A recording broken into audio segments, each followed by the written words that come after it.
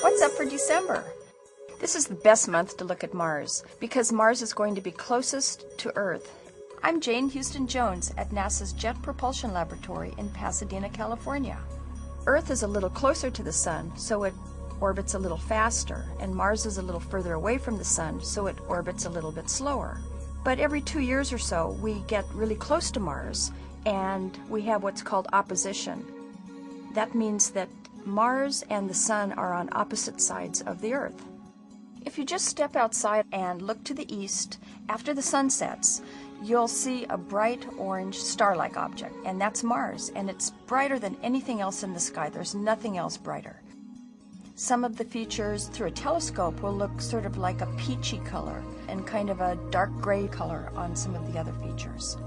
To see those colors, you really will need a larger telescope, but you'll still be able to see some contrast through the very smallest telescope.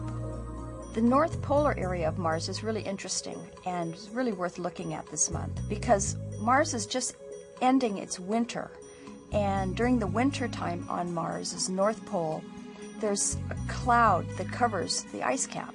As Mars finishes winter and begins spring, this polar cloud starts to dissipate, and underneath the cloud is where the polar ice cap is. Now, we're not sure if we'll be able to see it in December or not, but you won't know without looking. This month, if you want to see the side of Mars where the rover Spirit is, look at the beginning and at the end of the month. And for opportunity, you'll want to look at Mars on the 15th. You won't be able to see the rovers, even with a telescope, but it's really nice to know where they are.